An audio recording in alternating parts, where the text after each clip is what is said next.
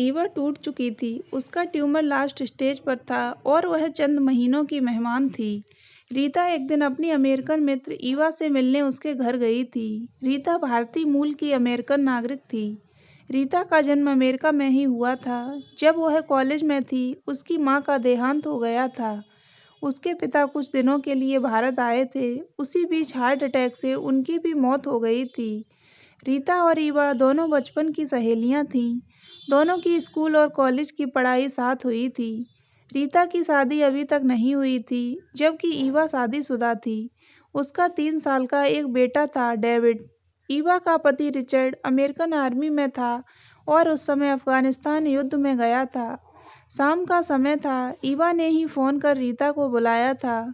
शनिवार छुट्टी का दिन था। रीता भी अकेले घर में बोर ही हो रही थी। दोनों सखियां गप्पे मार रही थीं। तभी दरवाजे पर बूटों की आवाज़ हुई और डोरबेल बजी। अमेरिकन आर्मी के 2 ऑफिसर्स उसके घर आए थे। ईवा उनको देखते ही भयभीत हो गई थी, क्योंकि घर पर फुल यूनिफॉर्म में आर्मी वालों का आना अक्सर वीरगति प्राप्त सैनिकों की सूचना ही लाता है। वे रिचर्ड की मृत्यु का संदेश लेकर आए थे और यह भी कि शहीद रिचर्ड का शव कल दोपहर तक ईवा के घर पहुंच जाएगा। ईवा को काटो तो खून नहीं, उसका रोते रोते बुरा हाल था। अचानक ऐसी घटना की कल्पना उसने नहीं की थी। रीता ने ईवा को काफ़ी देर तक गले से लगाए रखा, उसे ढांढस बंधाया, उसके आंसू पोंछे। इसी बीच ईवा का बेटा डेविड, जो कुछ देर पहले कार्टून देख रहा था, वह भी पास आ गया। रीता ने उसे भी अपनी गोद में ले लिया। ईवा और रिचर्ड दोनों के ही माता-पिता नहीं थे, उनके भाई-बहन थे। समाचार सुनकर वे भी आए थे, पर अंतिम क्रिया निपटा कर चले गए। उन्होंने जाते समय ईवा से कहा कि किसी तरह की मदद की ज़रूरत हो तो बताओ, पर उसने फिलहाल मना कर दिया था। ईवा जॉब में थी, वह ऑफिस जाते समय बेटे को डे केयर में छोड़ जाती और दोपहर बाद उसे वापस लौटते वक्त पिक कर लेती थी। इधर रीता ईवा के यहाँ अब ज़्यादा समय बिताती थी, अक्सर रात में उसी के यहाँ रुक जाती। डेविड को वह बहुत प्यार करती थी, वह भी रीता से काफ़ी घुल-मिल गया था। इस तरह 2 साल बीत गए। इस बीच रीता की ज़िंदगी में प्रदीप आया। दोनों ने कुछ महीने डेटिंग पर बिताए, फिर शादी का फैसला किया। प्रदीप भी भारतीय मूल का अमेरिकन था और एक आईटी कंपनी में काम करता था। रीता और प्रदीप दोनों ही ईवा के घर अक्सर जाते थे। कुछ महीनों बाद ईवा बीमार रहने लगी थी। उसे अक्सर सिर में जोर का दर्द, चक्कर, कमजोरी और उल्टी होती थी। डॉक्टर्स को ब्रेन ट्यूमर का शक था। कुछ टेस्ट किए गए। टेस्ट रिपोर्ट्स लेने के लिए ईवा के साथ रीता और प्रदीप दोनों गए थे। डॉक्टर ने बताया कि ईवा का ब्रेन ट्यूमर लास्ट स्टेज पर है और वह अब चंद महीनों की मेहमान है। यह सुनकर ईवा टूट चुकी थी। उसने रीता से कहा, मेरी मृत्यु के बाद मेरा बेटा डेविड अनाथ हो जाएगा। मुझे अपने किसी रिश्तेदार पर भरोसा नहीं है। क्या तुम डेविड के बड़ा होने तक उसकी जिम्मेदारी ले सकती हो? रीता और प्रदीप दोनों एक दूसरे का मुंह देखने लगे। उन्होंने ऐसी परिस्थिति की कल्पना भी नहीं की थी। तभी ईवा बोली, देखो रीता, वैसे कोई हक तो नहीं है तुम पर कि डेविड की देखभाल की जिम्मेदारी तुम्हें दूं, पर 25 वर्षों से हम एक दूसरे को भली भांति जानते हैं, एक दूसरे के सुख दुख में साथ रहे हैं, इसीलिए तुमसे रिक्वेस्ट की। दरअसल रीता प्रेग्नेंट थी, इसलिए इस जिम्मेदारी को लेने में वे दोनों थोड़ा झिझक रहे थे। तभी प्रदीप बोला, ईवा डोंट वरी, हम लोग मैनेज कर लेंगे। ईवा ने आंसू पोंछते हुए कहा, थैंक्स डियर। रीता ने ईवा से गले लगते हुए कहा, तुम अब डेविड की चिंता छोड़ दो, अब वह मेरी और प्रदीप की जिम्मेदारी है। ईवा बोली, थैंक्स बोथ ऑफ यू। मैं अपनी प्रॉपर्टी और बैंक डिपॉजिट्स की पावर ऑफ अटॉर्नी तुम लोगों के नाम कर दूंगी। डेविड के एडल्ट होने तक इसकी देखभाल तुम लोग करोगे। तुम्हें डेविड के लिए पैसों की चिंता नहीं करनी होगी। रीता ने जब अपनी प्रेगनेंसी की बात ईवा को बताई तो ईवा बोली, मुबारक हो तुम दोनों को। यह अच्छा ही है, डेविड को एक भाई या बहन मिल जाएगी। डेविड तो पहले से ही रीता से काफ़ी घुल मिल चुका था। अब प्रदीप भी उसे काफ़ी प्यार करने लगा था। ईवा ने छोटे से डेविड को समझाना शुरू कर दिया था कि वह अगर बहुत दूर चली जाए, जहाँ से वह लौट कर ना आ सके, तो रीता और प्रदीप के साथ रहना और उन्हें परेशान मत करना। पता नहीं डेविड ईवा की बातों को कितना समझ रहा था, पर अपना सिर बार बार हिलाकर हाँ करता और माँ के सीने से चिपक जाता था। 3 महीने के अंदर ही ईवा का निधन हो गया। रीता ने ईवा के घर को रेंट पर देकर डेविड को अपने घर में शिफ्ट करा लिया। शुरू के कुछ दिनों तक तो डेविड उदास रहता था, पर रीता और प्रदीप दोनों का प्यार पाकर धीरे धीरे नॉर्मल हो गया।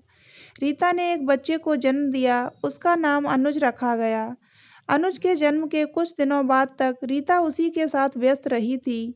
डेविड कुछ अकेला और उदास दिखता था। रीता ने उसे अपने पास बुलाकर प्यार किया और कहा, तुम्हारे लिए छोटा भाई लाई हूँ। कुछ ही महीनों में तुम इसके साथ बात कर सकोगे और फिर बाद में इसके साथ खेल भी सकते हो। रीता और प्रदीप ने डेविड की देखभाल में कोई कमी नहीं की थी। अनुज भी अब चलने लगा था। घर में वह डेविड के पीछे पीछे लगा रहता था। डेविड के खान-पान व रहन-सहन पर भारतीय संस्कृति की स्पष्ट छाप थी। शुरू में तो वह रीता को रीता आंटी कहता था, पर बाद में अनुज को मम्मी कहते देख वह भी मम्मी ही कहने लगा था। शुरू के कुछ महीनों तक डेविड की मामी और चाचा उससे मिलने आते थे, पर बाद में उन्होंने भी आना बंद कर दिया था। डेविड अब बड़ा हो गया था और कॉलेज में पढ़ रहा था। रीता ने उससे कहा कि वह अपना बैंक अकाउंट खुद ऑपरेट किया करे, लेकिन डेविड ने मना कर दिया और कहा कि आपकी बहू आने तक आपको ही सब कुछ देखना होगा। रीता भी डेविड के जवाब से खुश हुई थी। अनुज कॉलेज के फाइनल ईयर में था। 3 वर्षों बाद डेविड को कैलिफोर्निया में नौकरी मिली। वह रीता से बोला, मम्मी कैलिफोर्निया तो दूसरे छोर पर है, 5 घंटे तो प्लेन से जाने में लग जाते हैं। आपसे बहुत दूर चला जाऊंगा। आप कहें तो यह नौकरी ज्वाइन ही न करूं, इधर ही ट्राई करता हूं। रीता ने कहा, बेटे अगर यह नौकरी तुम्हें पसंद है तो जरूर जाओ। प्रदीप ने भी उसे यही सलाह दी। डेविड के जाते समय रीता बोली, तुम अब अपना बैंक अकाउंट संभालो। डेविड बोला, क्या मम्मी, कुछ दिन और तुम ही देखो यह सब, कम से कम मेरी शादी तक। वैसे भी आपका दिया क्रेडिट कार्ड तो है ही मेरे पास। मैं जानता हूँ मुझे पैसों की कमी नहीं होगी। रीता ने पूछा कि शादी कब करोगे, तो वह बोला, मेरी गर्लफ्रेंड भी कैलिफोर्निया की ही है। वह यहाँ राइस यूनिवर्सिटी में पढ़ने आई थी। वह भी अब कैलिफोर्निया जा रही है। रीता बोली, अच्छा बच्चू, तो यह राज है तेरे कैलिफोर्निया जाने का। डेविड बोला, नहीं मम्मी, ऐसा नहीं है। तुम ऐसा बोलोगी तो मैं नहीं जाऊँगा। वैसे मैं तुम्हें सरप्राइज देने वाला था। नहीं, तुम कैलिफोर्निया जाओ, मैंने तो यूँ ही कहा था। वैसे तुम क्या सरप्राइज देने वाले हो? मेरी गर्लफ्रेंड भी इंडियन अमेरिकन है। अगर तुम उसे पसंद करोगी तभी शादी की बात होगी। रीता बोली, तुमने नाप तोल कर ही पसंद किया होगा, मुझे पूरा भरोसा है। इसी बीच अनुज भी वहाँ आ गया। वह बोला, मैंने देखा है भैया की गर्लफ्रेंड को, उसका नाम प्रिया है। डेविड और प्रिया दोनों को लाइब्रेरी में अनेक बार देर तक साथ देखा है। देखने सुनने में बहुत अच्छी लगती है। डेविड कैलिफोर्निया चला गया। उसके जाने के कुछ महीनों बाद ही प्रदीप का सीरियस रोड एक्सीडेंट हो गया था। उसकी लोअर बॉडी को लकवा मार गया था। वह अब बिस्तर पर ही था। डेविड खबर मिलते ही तुरंत आया। 1 सप्ताह रुककर प्रदीप के लिए घर पर ही नर्स रखती। नर्स दिन भर घर पर देखभाल करती थी और शाम के बाद रीता देखती थी। रीता को पहले से ही ब्लड प्रेशर की शिकायत थी। प्रदीप के अपंग होने के कारण वह अंदर ही अंदर बहुत दुखी और चिंतित रहती थी। उसे एक माइल्ड अटैक भी पड़ गया। तब डेविड और प्रिया दोनों मिलने आए थे। रीता और प्रदीप दोनों ने उन्हें जल्द ही शादी करने की सलाह दी। वे दोनों तो इसके लिए तैयार होकर ही आए थे। शादी के बाद रीता ने डेविड को उसकी प्रॉपर्टी और बैंक डिपॉजिट्स के पेपर सौंप दिए। डेविड और प्रिया कुछ दिनों बाद लौट गए थे। इधर अनुज भी कॉलेज के फाइनल ईयर में था, पर रीता और प्रदीप दोनों ने महसूस किया कि डेविड उतनी दूर रहकर भी उनका हमेशा ख्याल रखता है, जबकि उनका अपना बेटा बस औपचारिकता भर निभाता है। इसी बीच रीता को दूसरा हार्ट अटैक पड़ा। डेविड इस बार अकेले मिलने आया था। प्रिया प्रेगनेंसी के कारण नहीं आ सकी थी। डॉक्टर ने बताया था कि उसके हार्ट की मसल्स बहुत कमज़ोर हो गई हैं।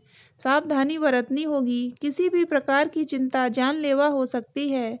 रीता ने डेविड से कहा, मुझे तो प्रदीप की चिंता हो रही है। रात रात भर नींद नहीं आती है। मेरे बाद इनका क्या होगा? अनुज तो उतना ध्यान नहीं देता हमारी ओर। डेविड बोला, मम्मी, पापा की आप बिल्कुल चिंता न करो और आपको भी कुछ नहीं होगा। बस चिंता छोड़ दो। चिंता करना आपके लिए खतरनाक है। आप बस आराम करो। कुछ महीने बाद छुट्टियों में डेविड और प्रिया रीता के पास आए। साथ में उनका 4 महीने का बेटा भी आया। रीता और प्रदीप दोनों ही बहुत खुश थे। इसी बीच रीता को फिर से हार्ट अटैक पड़ा। वह आईसीयू में भर्ती थी। डेविड, प्रिया और अनुज तीनों उसके पास थे। डॉक्टर बोला कि रीता की हालत नाजुक है। डॉक्टर ने मरीज से बातचीत न करने को भी कहा। रीता ने डॉक्टर से कहा, अब अंतिम समय में तो अपने बच्चों से थोड़ी देर बात करने दो डॉक्टर प्लीज। फिर रीता किसी तरह डेविड से बोल पाई, बेटा मुझे अपनी चिंता नहीं है, पर प्रदीप का क्या होगा। डेविड बोला, मम्मी आप शांत रहो, परेशान मत हो। वहीं अनुज बोला, मम्मा यहाँ अच्छे ओल्ड एज होम्स हैं, हम पापा को वहाँ शिफ्ट कर देंगे। हम लोग पापा से बीच बीच में मिलते रहेंगे। ओल्ड एज होम्स का नाम सुनते ही रीता की आंखों से आंसू गिरने लगे। उसे अपने बेटे से बाप के लिए ऐसी सोच की कतई उम्मीद नहीं थी। उसकी सांसें और धड़कन काफ़ी तेज हो गई। डेविड अनुज को डांट रहा था। प्रिया ने कहा, मम्मी जब से आपकी तबीयत बिगड़ी है हम लोग भी पापा को लेकर चिंतित हैं। हम लोगों ने आपको और पापा को कैलिफोर्निया में अपने साथ रखने का फैसला किया है। वहाँ आप लोगों की ज़रूरतों के लिए खास इंतजाम कर रखा है। बस आप यहाँ से ठीक होकर निकलें, बाकी आगे सब डेविड और मैं संभाल लेंगे। रीता ने डेविड और प्रिया दोनों को अपने पास बुलाया। उनके हाथ पकड़कर कुछ कहने की कोशिश कर रही थी। उसकी सांसें बहुत तेज हो गईं। अनुज दौड़कर डॉक्टर को बुलाने गया। इस बीच रीता किसी तरह टूटती फूटती बोली में बोली, अब मुझे कोई चिंता नहीं है, चैन से मर सकूंगी, मेरा प्यारा अमेरिकन बेटा। इसके आगे वह कुछ नहीं बोल सकी। जब तक अनुज डॉक्टर के साथ आया, रीता की सांसें रुक चुकी थीं। तो दोस्तों, अगर आपको ये कहानी अच्छी लगी हो तो वीडियो को लाइक करें और ऐसी ही अन्य कहानियाँ सुनने के लिए हमारे चैनल को सब्सक्राइब अवश्य करें।